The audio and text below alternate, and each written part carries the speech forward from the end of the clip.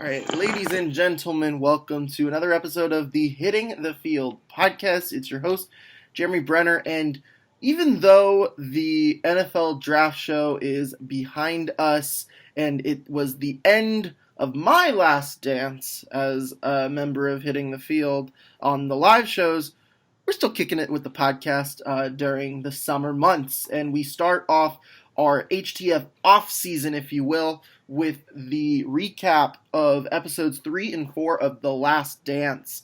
And I'm joined here by two of HTF's best and brightest, starting off with HTF's Mr. Basketball, Mr. Ross Bernstein. Yo, what's up? How you doing? I'm doing well, my friend. And on the other side of the Skype call, we got Mr. Robert Husby. Robert, how you doing, man? I'm doing well, man. Doing good. Another 2 great episodes last night. Ready to talk about it. Yeah, personally, I thought these 2 episodes were better than last week's episodes. I don't know what y'all think. That was even though last week's episodes were pretty tough to top. Oh, 100%. Yeah, I just feel like the story's going to continue progressing. I'm waiting for my favorite part. I'm waiting for is his first retirement. I want to know a little more backstory about that, but I think it's just going to get crazier and crazier up until the end. I think it's amazing. I agree. I love the Rodman stuff. I think what's funny about the whole thing is obviously we know what Michael Jordan did. 6 titles. We know how the story ends. They win the title. Spoiler alert in case you don't know. They win the 6th championship. And we kind of know how we get there. But there are details that are appearing up in this documentary that add a little more color to the story. And I think that is what makes this very fascinating. And that's what made last night's episodes incredibly fascinating. As the episodes last night began with a little bit of little bit more background on Dennis Rodman. And obviously Dennis Rodman is seen as this larger-than-life figure. But the documentary depicted him as this really simple person, at least in the beginning of his career. Yeah, no, I like the way because they already kind of gave Pippen's background. Obviously, we all know Jordan. He doesn't really need much of an introduction. But it was cool to see a different side of Dennis Rodman that we haven't seen. We really only know the second era of the Bulls, Dennis Rodman, when he had the crazy tattoos, the piercings, the hair. We didn't really get to know the Pistons Dennis Rodman. The only reason I know about him a little is because I watched the Bad Boy Pistons 30 for 30 that came out years ago. Mm-hmm. So it was cool to see like the real Dennis Rodman and how he kind of like you could say evolved over time and became this person that just loved himself and loved doing what he was doing. He was never harmful. He was never anything. He's just like, this is who I am. And Madonna will do that to you. Yeah, the Madonna phase. Yeah. But it wasn't exactly all about that because they were talking a little bit about Dennis with Detroit and about how he had the rifle in his front seat and that they ended up having to put out a warrant for or to go search for him. They thought he was missing. So that was a bit of a scary moment during last night's episodes, but it shows the kind of growth and evolution that Dennis Rodman had. Yeah, he definitely, he talks about his time in high school, and I think the interviewer asked him, were you on the court problem in college or in high school? And he's like, no, I learned that from the Pistons. So he wasn't always like that. It shows he wasn't always this crazy sort of figure that paints his hair and dresses real funny and dates celebrities like Carmen Electra and Madonna and stuff like that. But you really get a sense of his personality and how just kind of like out there he kind of became, but he still wasn't like super out there where he listened, but he had to be motivated. And you see like when he takes the break to go to Vegas and all that, he's just sort of kind of all over the place. And they do a real good job of talking about his backstory and how he sort of just made this transition into embracing who he was and just being this, like you said, this larger-than-life character. Yeah, before we go any further, can we just discuss the fact that in 20 years, Carmen Electra has not aged a single day? Dude. She looks the I exact was thinking the same same. thing. They put her in the 90s footage, and then they put her interview, and the girl is no different. She looks absolutely no different. Yeah, I was thinking the same thing. I was watching. I was like, wow, she did not age a tiny bit over these 20 years. It was insane. Carmen Electra slept on? Oh yeah, absolutely. After this documentary, I think people will open their eyes and see the real inspiration behind these documentaries. See what we're really trying to learn.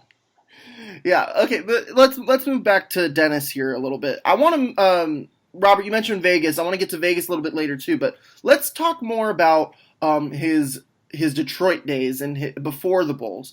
So we have Dennis Rodman, which, to be fair, this is something that would never happen today.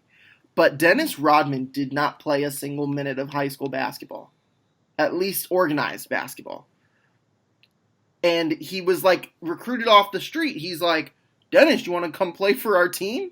And he's like, sure. And then before you know it, 27-10 and a second round pick in the NBA draft. Yeah, no, he was physically gifted, I'm sure, and he didn't go to a major school. He didn't go to a Duke Went to or North Southeast Carolina. Oklahoma. South Oklahoma, exactly. They saw him and said, well, this guy looks like all he needed to do was hustle. He never was a super skilled player ever, even all the way to his best time in the NBA. He just had raw athleticism and just the hunger to just go out there and be as competitive as possible.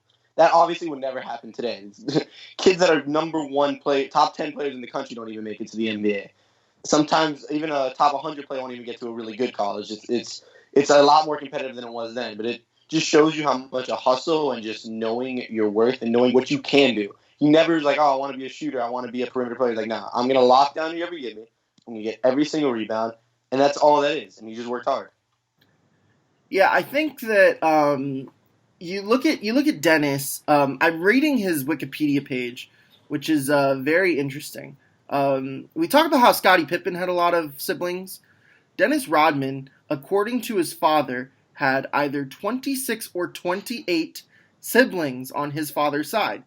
However, Rodman himself stated that he is the oldest of a total of 47 children. Do you believe any of this? Why not? I'll take it. I mean, I'm sure that if one of them said 20, one of them said 40, I think I'll call it even. There's probably a good 30. It'd be weird for them both to lie and give such high numbers. Maybe that brought his competitiveness out, because I guess having that many siblings, you got to be the best. You got to learn what you can do. Mm-hmm. I think that something that Dennis Rodman did that was pretty valuable.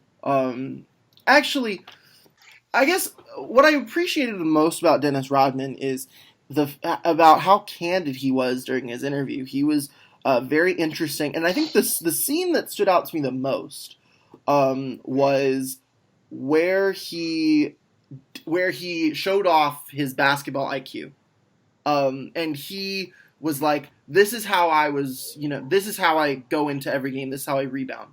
And he was explaining all of these different angles and how he would go about it. And I think that, to me, is what hides behind his giant character, is the fact that there's a really smart basketball player in Dennis Rodman. And I think that started when he got drafted by Detroit. And Chuck Daly kind of took him under his wing. Chuck Daly, probably one of the 5 best coaches to ever coach the game, and that's up there with like Coach K and Greg Popovich. He's in that tier of guys. Phil Jackson, of course, is in there as well. So, but what do you think about his Detroit days, where that Detroit team very much was about defense, was about hustle, was about effort, and Dennis Rodman was kind of the epitome of that.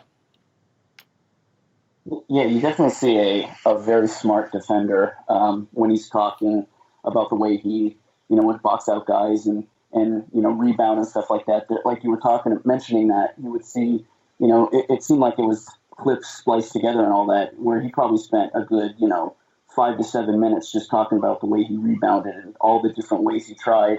And you just see a very smart basketball player, a guy that didn't give up on the ball. I mean, he just went after it, and he was, you use the term dog nowadays. That's what he was. He was a bulldog. I mean, he just went after the ball. And you saw, David Aldridge, who's a reporter for the NBA, you see what he says. He says, he's arguably the best on the ball defender he's ever seen. So you see this guy that has this mentality of get the ball at whatever cost. Just go for the ball. Make sure your team gets it, because that's the mentality he brought to the game. And just a smart defender. And that's exactly what Dennis Rodman was.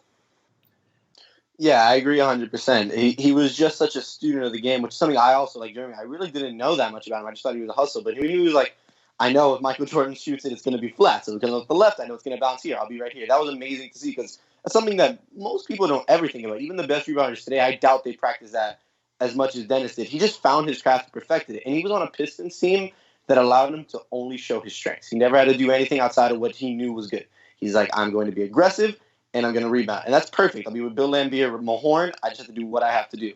And Chuck Daly understood that. Chuck Daly, he said, is probably one of my favorite coaches, because he understood him and let him be free. He's like, Dennis is going to give me 100%. I don't need to ride him every game and be like, I need you to do this and this. Dennis got it. He's going to go out there and give us the energy that we need, and they're going to win games. We have Isaiah Thomas to do the more finesse plays, but if anyone comes in this paint, you're going to have a really rough night. That's all the strategy was, and it worked perfectly. Yeah, I think that Dennis fit. There was literally no better team than the Detroit Pistons for Dennis Rodman to go to, and I think that maybe if he goes to a different team, Dennis Rodman isn't regarded as this giant, behemoth of an NBA player. But I think in terms of Dennis Rodman, we see that he's with Detroit, and that's where he plays his best basketball. A 2-time All-Star, in fact, with Detroit, and he of course wins the 2 championships there. And John Sally talked about it a little bit last night about how Detroit was the main, was kind of the disruptor of the NBA's plan of this is how the league is supposed to go. It's supposed to go from Magic, Larry Bird, then it's Magic towards the later part of the 80s, and then it's Michael Jordan. But those Detroit Pistons, the Bad Boy Pistons, the 1989 NBA champions, the 1990 NBA champions, is considered to be one of the best teams in NBA history. And they were a big part of last night's episodes when they were seen as the tall task in the East. And why do you think that, despite, you have Isaiah Thomas, but what do you think was the real strength of that team? Robert, I'll start with you. I think it's the defense. I think it's their mentality of, like I said with Rodman, getting the ball, make sure you get the ball, make sure you rebound, and that's how you're going to beat these teams. They played a very different style than a lot of the teams at the time. Like Isaiah Thomas was talking about, you have the Celtics and the Lakers and the Bulls who are playing this really skillful basketball, and you talk about Larry Bird and Magic Johnson and, of course, now Michael Jordan, and they played spoiler to that. They were this team that wasn't really playing this big, sexy basketball. They were almost playing like bully ball. They were, bullying their opponents, getting the ball at any cost, defense first, and that's how they were winning. And, they clearly took pride in that. And Isaiah Thomas talks about, they were kind of the outsiders. They're the guys that are playing spoiler to these great teams that, they're the misfits. They're not fitting in. And so I think their biggest strength was just finding a way to play the game differently and really focus on defense and finding a way to be an arch rival to, Jordan's greatness at the time. Yeah, like Robert said, they weren't exactly a sexy team, right? They had, obviously, that Isaiah Thomas, an all-time great point guard. But when you watch them, you weren't watching them to be like, wow, what a beautiful game of basketball. Look at all the passing, the shooting, and all that. No, you're watching them because they're going to knock you out the air anytime you come in the paint. You're not going to score. You're going to average probably 70 points a game. This is what they did, and this is just the NBA just didn't want that. They wanted to see Jordan fly in the air. You could sell a lot of tickets for Jordan fly in the air, sell a lot of merchandise, and just build the brand of basketball, which eventually they did. But you can't really do that with the Pistons because a lot of people don't like watching a team just play defense, shut you down, and be just, for lack of a better term, just really mean and just be aggressive. It doesn't sell well in the NBA. But they didn't care because at the end of the day, it got them what they needed. It got them results. It got them back-to-back championships. It didn't matter to them because at the end of the day, it worked because other teams were afraid to play that. When you really put it in your mind that you're afraid, you're never going to overcome that. That's why Jordan had to put on all that muscle. And they did it was 20 minutes of the show dedicated to how do we beat this one team. He's obviously the best player in the league at this point. They have one of the best teams in the league, but this team's just too physical. And the Pistons never strayed away from that. Said, this is what we're going to do, and if you can beat it, you can beat it. But you're not going to ever out-tough us. Dare I say it, but this team is very similar. They have the defense of, like, if I have to use a more modern example for the Bad Boy Pistons, I would say it's the defense of, I would say, the more recent champion Pistons. And the offense, I mean, this is going to be a weird example, but I can't really think of much to think about. If you take away the three-pointers, the Warriors, I think that you look at the team. Isaiah Thomas and Joe Dumars were the leading scorers. And I'm talking about like the first Warrior champion, so before Kevin Durant. The team was led offensively by their backcourt. Steph Curry, Klay Thompson, Isaiah Thomas, Joe Dumars. Obviously, Steph and Klay, their volume was a lot larger because of their three-point shooting, but the offense ran through the two of them, similar to how the offense ran through Isaiah Thomas and Joe Dumars. That is how the Pistons, but the Pistons won games because of their defense. And I think in the 2015 Warriors, their defense is incredibly underrated. You look at their team in 2015. They're obviously known for their offense, but I believe their defense that year, if not in the top 5, was number 1 in the league. They were number 1 in offense and they were number 2 in offense, number 1 in defense. So I mean, that to me reminds me. And the Warriors won games because of their offense. The Pistons won games, though, because of their defense. Yeah, no, the Pistons' defense is very similar just because I feel like Detroit's a hard city, and they just like that brand of basketball. So the Rasheed Wallace team like that, they didn't really stray away from the philosophy of the Bad Boy Pistons, right? They just adjusted the roster. And I like what you said about the Warriors. I was really thinking like that because initially, like you said, it sounds crazy, right? They're nothing like the Warriors, but it's hard to think the last time a guard really led a team, like a point guard like Isaiah Thomas really led a team, because it's been a lot of wings and big men. Because right now it's a wing league. You need a Durant, you need a LeBron, you need a Kawhi. And before that, obviously, big men like Tim Duncan ruled the league. So I like that comparison. I just think overall that that team just knew their role.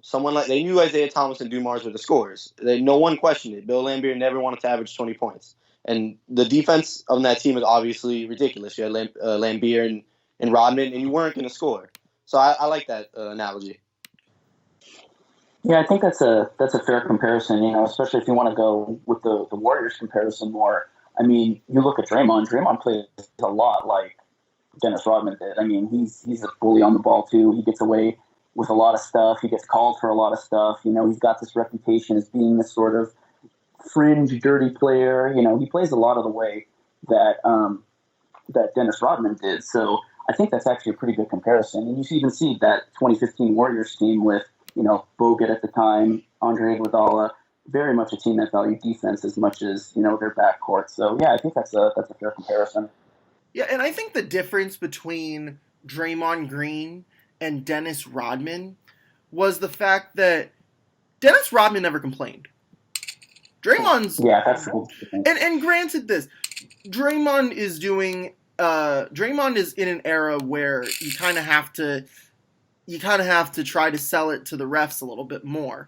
And it was just a different era in late 80s, early 90s basketball compared to today, where there was a lot of stuff that you can't get away with. The 89 and 90 Pistons, some of the most physical teams to ever play the game. A lot of, I think that it's unfortunate that they are seen as a team that would, try to hurt people, because I think that, yes, there were times where they were trying to, inflict pain, but also that takes away from the fact that their defense, first and foremost, was very good, and it wasn't just them being physical and getting away with stuff. It was them, with the right fundamentals, and like Rodman was saying, was getting in the right angles of certain rebounds and things of that nature that I think get a little bit lost in translation when it comes to those Pistons.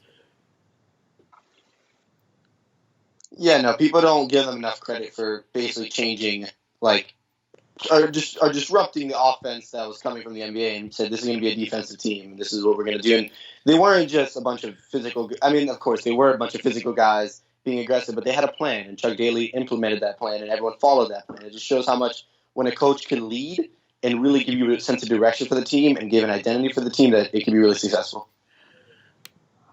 Yeah, and so in the East, this kind of reminded me last night, in a way, the NBA is kind of like a superhero saga, where certain superheroes are at the top of, I guess the top of the heap, if you will, the top of the hill, the it guy for that time.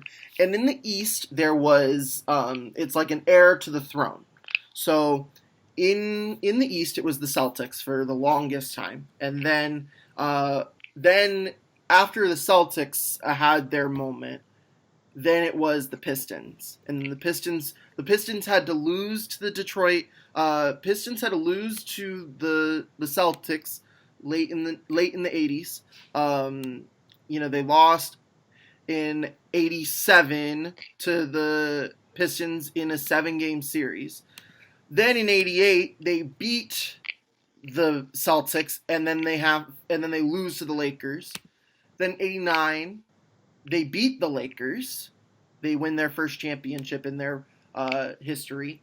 And then 1990 is when the Bulls, and then 89 and 90 is when the Bulls become that next team to try to take over in the East. And you look at that 89 team more, you look at the 89 team with a little more of a microscope. I think that's what they did last night. Was that 89 team still coached by Doug Collins. They were the 6th seed in the East that year. And they played Cleveland. And this Cleveland series was a big part of the first episode last night. It was part of the episodes last night. And that team beat the Cavs in that first series. And you look at that Game 5 game winner that is shown in all those Gatorade commercials. The shot. The shot. It's iconic. It's iconic up until this day, over 30 years later. That was really the moment where Michael Jordan, it was their first taste of real, this is MJ. Yeah, no, he put on a superhero cape after that. It was game on. That was the first taste, and a lot of people don't seem to realize that he was almost in a LeBron-esque situation for his first 6 years in the league. He was just out of a scorer that couldn't win, and that was the first taste of hey, I could score and I could win. It's over for all you guys. None of you gonna touch me. Once I put this weight on, I'm going to be the greatest player to ever do it, and he did. That was kind of like the first, like you said, it's a superhero saga. That's when he got his superpowers, right? Mm-hmm. He was building up, he was training with the sensei, and then that time he got his little. It was like his origin story, whatever it's called. Yeah, he got his Infinity Stone that time. Exactly. He locked it in. Yeah, after that it was wraps, because you just knew once he had the confidence that, he always had the confidence that I could win, but once it came out in a result, there was no going back from that. He's like, oh, this is what winning feels like, and this is what shutting my haters up to bet. One of the most underrated parts of that series, I don't know if you guys remember it, is when he looked at the 3 reporters. One of them said you're going to lose in 3, one said you're going to lose in 4, and one said you're going to lose in 5, and it was game 5. Looked at a reporter that said you're going to lose in 3, took care of you. Reporter that losing 4, took care of you. Looked at the reporter that said you're going to lose in 5, and I'm taking care of you tonight, and then he hit the shot. Dude, I have the chills right now thinking of that. That's some superhero movie stuff. That doesn't happen. That's like Babe Ruth, call your shot kind of stuff. Oh my God, it's amazing. And yeah, I guess if we use it in, superhero context, that win, Robert, was the first Infinity Stone for Michael Jordan's career. Yeah, that's the time stone because that shot literally stopped time. So I mean, that's one of those plays, one of those shots, where you just time just stops. I mean, that's one of those things you see in sports, where something just time appears to slow down and you can feel yourself breathing and you can see the shot go, it goes in, and then the crowd just erupts and the team erupts and he goes crazy, they all go crazy. It's just one of those moments in time where you just talk about time literally stopping all around you and just living in the moment. And the other famous shot that comes out of that play is Jordan runs across the court and jumps up in the air and throws his fist up and all that. And it's just, one of those memorable moments that you see everywhere on advertising campaigns, on, great, when they talk about great moments in sports, that's one of the things you see. And it's just so cool to see that all broken down the way it was. Yeah, and then so that '89 Bulls team, they had this miracle run to the conference finals, but ultimately the Pistons were still very good. The Pistons hadn't won a championship until that point, so they got their championship in '89. But then you move into 1990. The Bulls in the off season they fired Doug Collins. They moved to Phil Jackson, and this is kind of, I guess, in a sense, like when you move from Mark Jackson to Steve Kerr, except just not as quickly. But Mhm. Phil Jackson takes over the team, and they change the philosophy a little bit. You don't need to change the pieces necessarily, but if you change the philosophy and how you get to a win, that is what needed to change. And Phil Jackson's Bulls in 1990, they go from 47 wins to 55, from the 6th seed to, I believe, the 2 seed. And now you're looking like you have a much better chance at making it out of the East and into the finals. So you go all the way to the Eastern Conference Finals. You're facing Detroit again. This is the third straight year that they have had to face Detroit, dating back to the 87-88 season, where they lost to them in 5. Then in 88-89, they lose to them in 6 in the conference finals. They're back in the conference finals again. It's the best team in franchise history, and they fall in Game 7 to Yeah. the Pistons. And this was, I guess, the growing pains. This was the most painful of those losses in their growing pains that they had to endure. Yeah, no, this one hurt the most because they were poised to get over the hump. A lot of people predicted that they'd win this series. It was time for them to show that they're the best team in the East, and I just think it reached a fever pitch for Jordan. He's like, I am not doing this again next year. He lost in 7, shook their hands, did all that. He said how much that hurt him later in the story, and he just said, I can't do this anymore. People, I'm gonna go. My legacy is gonna be a loser. I'm not gonna be, like he said, I'm not gonna be up there with the Magics and the Birds because all I do is score, according to people. I don't win, and I can't deal with that. And he's like, I need to put on muscle because anytime they got the Jordan rule, if he jumps, you knock him out the air. Mm-hmm. You can't let him go baseline. If he goes baseline, you take him out. He's like, I don't know what I could do, dude. Like, I'm already the best player in this league. And then he put on the muscle and just said, all right, I'm going for it this time, right? I'm not losing to these guys again.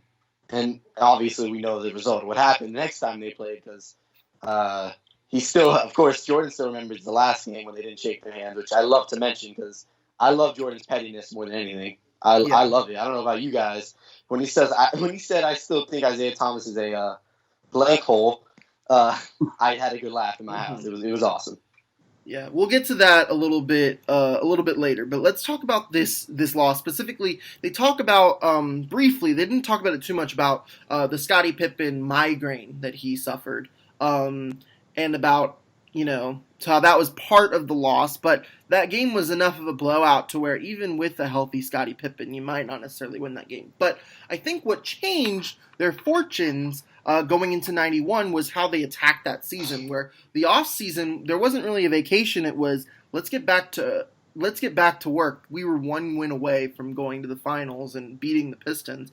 I think, and Michael even said it last night. He said that beating the Pistons was almost like winning the finals because that was the hurdle that they had been unable to overcome, and then they finally did it in '91. So, Robert, I mean, we see this often in sports, I guess, where teams need to lose in the playoffs before they can get over the hump. And I guess a similar example to that, it's can you come up with an example of that? I have one, but I want to see what you think. The team losing for, oh man, I mean, there's so many in the history of sports. It's just like trying to narrow it down. I mean, I have one. It's not a basketball one, but I think we see it a lot in football where, like, for instance, Patrick Mahomes with the Chiefs, they lost in the conference championship last year. They came back this year and they won. And even though they didn't have they didn't have to go through Tom Brady to get to the Super Bowl, they were able to do it. And I guess similarly as well in New Orleans, Drew Brees went to a conference championship before he lost. The Warriors, in a sense, they had to go through some bumps before they got to where they are. The Kobe's Lakers. Even the Heat versus the Pistons. The Heat had to get through the Pistons. Heat, to get to yeah. the first I mean, this is common in even both the Kobe's Lakers. LeBron versus Celtics. LeBron in the Heat. LeBron and the Heat had to lose before they had to win. Very rarely, I think, do you have teams that can just go out and win it immediately. And it takes time. But what it also takes is it takes time and takes growing. And I think that loss, if that loss doesn't happen in Game 7, maybe 6 finals is not the result and the outcome here. Maybe it's only 4. Maybe it's only 1. Because I think what Michael Jordan and the Bulls had is they had enough anger and they had enough tired of losing that what they were able to do from that is they were able to grow from that, use that as a stepping stone to get them, and they built that momentum to carry them through into the early 90s.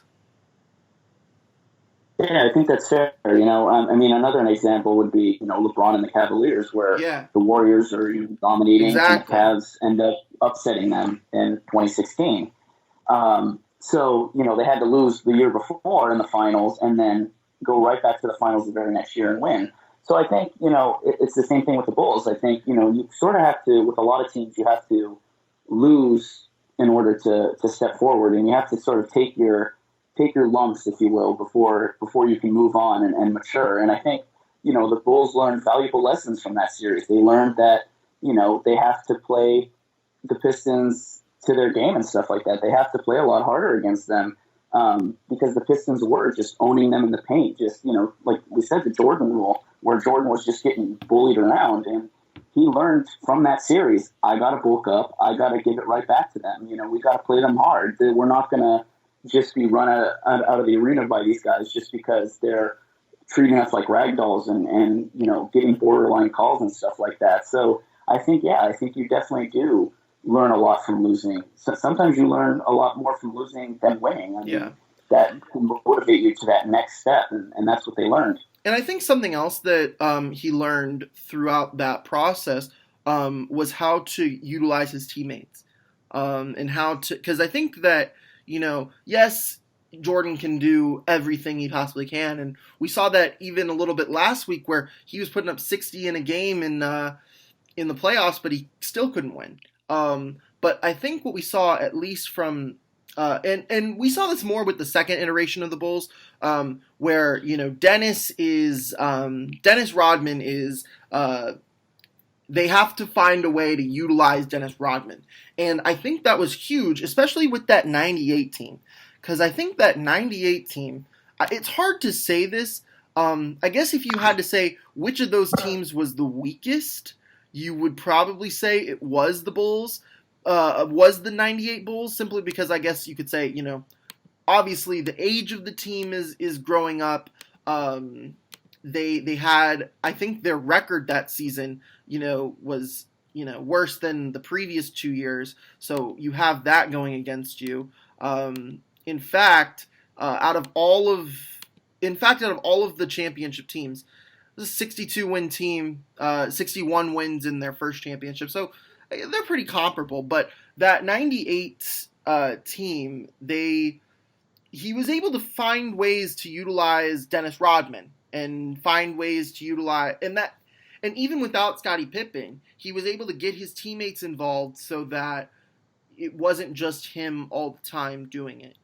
And now that I guess, and we saw a little bit of last night's, present day, quote, present day Bulls. There wasn't a whole lot. I guess more of it was with Dennis Rodman and his journey through the 98 season with Vegas. I do want to bring that up now that I've brought it up to the forefront of my mind. But, okay, Vegas for 48 hours.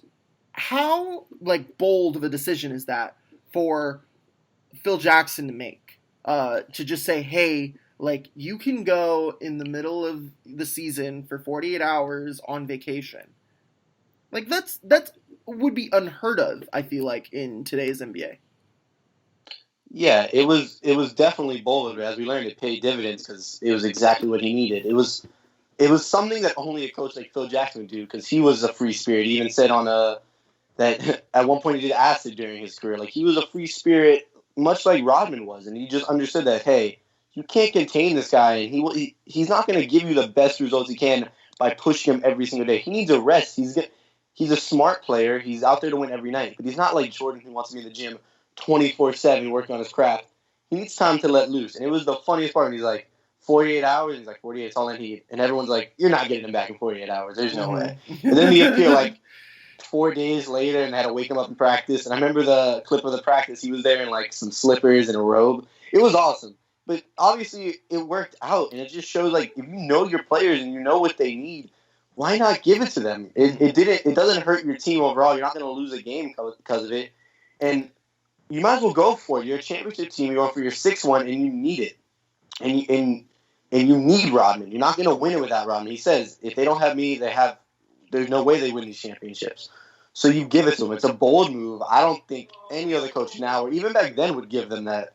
Chuck Daly would never do that. I don't think that's in his DNA. Any coach he's ever played for probably there's no way. If we give him 48 hours, I'm sure Phil Jackson in the back of his head knew he's not taking 48. He's taking at least 96. But as long as he comes back ready and sharp, he's good. And then they said the story about the drill, the Indian drill they would run. And people were like, just walk, just walk. And people were trying to help out Rodman. And Rodman just went to the front of the line. It took him 4 laps to catch him. That's a story I never heard of. It just shows that no matter what, Rodman was there to win. Rodman was there to be as competitive as possible. And they just had to give him a break. You gotta let him loose a little bit. Yeah, I think. Look, Phil Jackson, I guess, in addition to Tex Winter, is credited for using the triangle offense, which helped Kobe win several rings, which helped Michael Jordan win several rings. But I think what Phil Jackson should be most credited for is his ability to really gain a pulse on his players and when to know how to navigate certain things. I think what's interesting here, and I hope that we get it in whatever Kobe doc is coming soon. I know y'all heard about that. Y'all heard about that, right? Yeah, the Mamba Out doc, which who knows when that will come out. But I think that Phil Jackson, he's had to deal with a lot of different personalities throughout his career. And, Michael Jordan was obviously one of them. Dennis Rodman, one of the biggest. But you also had Shaq and Kobe. He knows how to manage personalities. And I think that's what I get most from him, is how he was able to really get to know his players, create that relationship. And I think that's ultimately what made the Bulls as successful as they were for as long as they were. I think it's one thing to win a championship in 1 year. It's one thing to win 3 championships in 3 years. It's one thing to win 6 in 8. And I think that is more than just, X's and O's. I think that's honestly, how well do you know your players, and, how can you manage them? And I think Phil Jackson is one of the best when it comes to that. Yeah, definitely. I mean, you look at Phil Jackson's just the way he won titles. I mean, 6 with the Bulls, and then he wins. He wins 4 or 5 with the Lakers, and it's like, the Lakers. I mean, it's almost like a second chapter of his career. I mean, it's crazy to think like that's a full career. Six titles with one team. It's a full career, and then he goes on and he coaches a team to 4 or 5 more, and he wins 3 in a row. He wins back to back. It's just such a crazy, crazy career for Phil Jackson.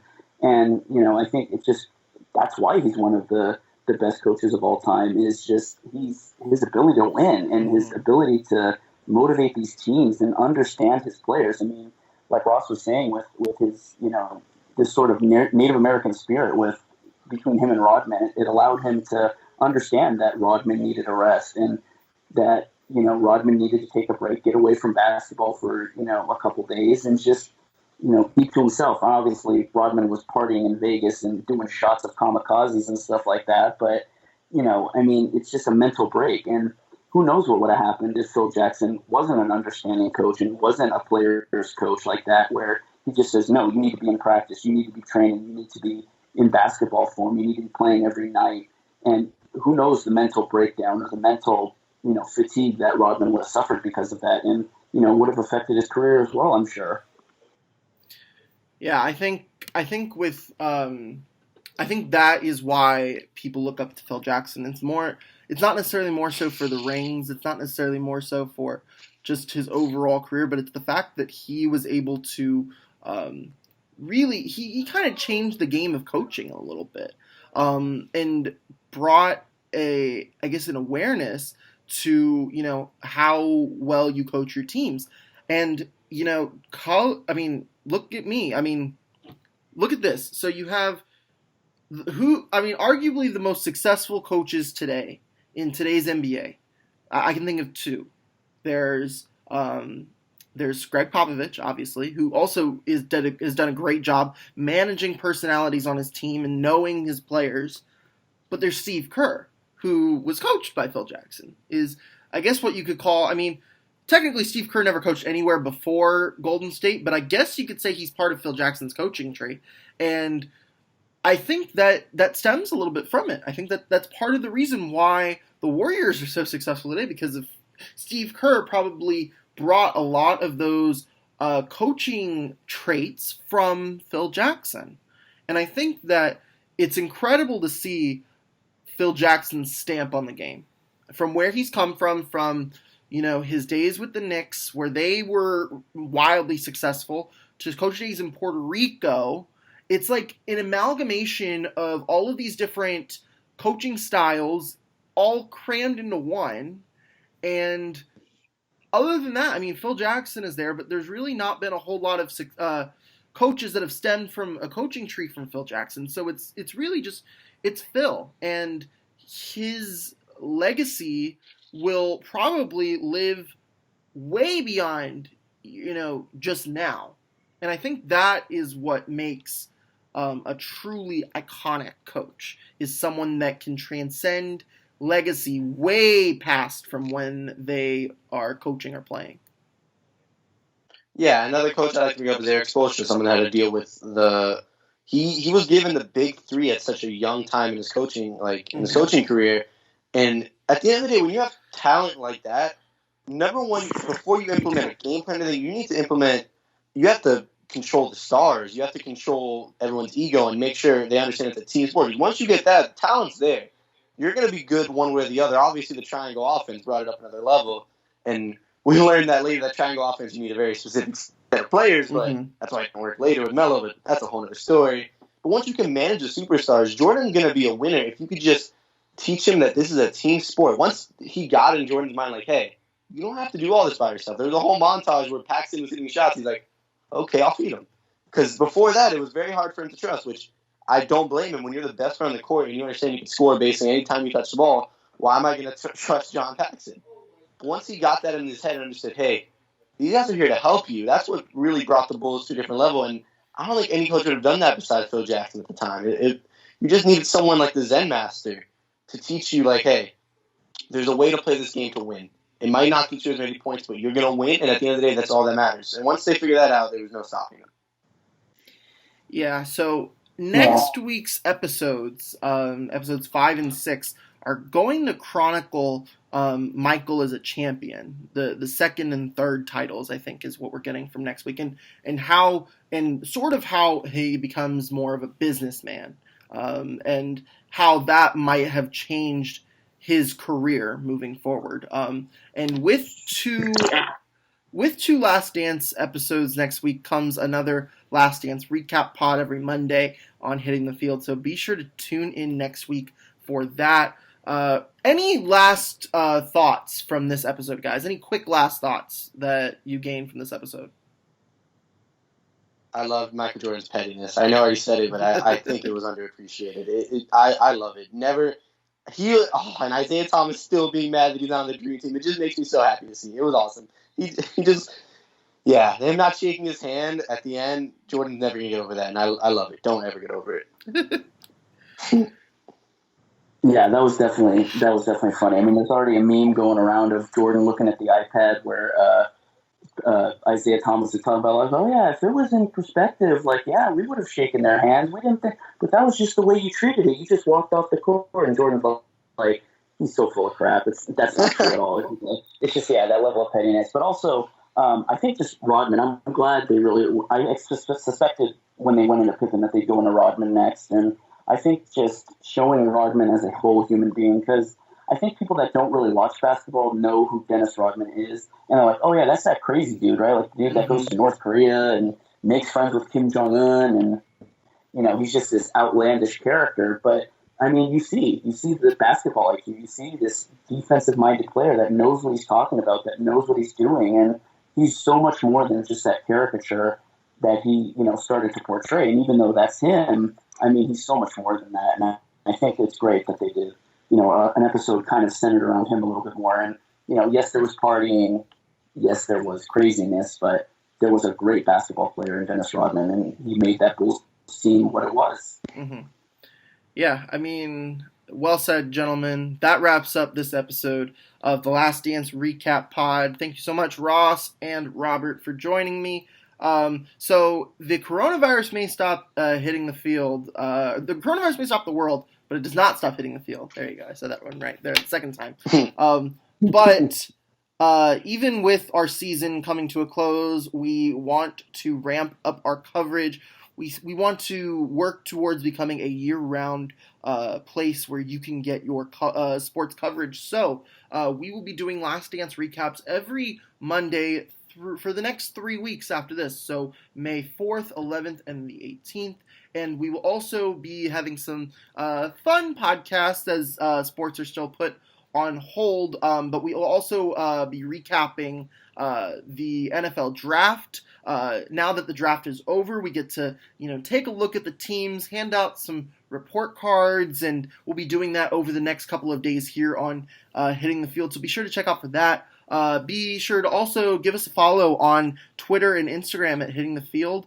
And yeah, be sure to subscribe to our YouTube channel where you can get all of our podcasts as well, and on Apple Podcasts, wherever you want to listen to podcasts, HTF has you covered. Thank you so much again, guys, for tuning in to this episode of the Last Dance Recap, and we'll catch you on the flip side.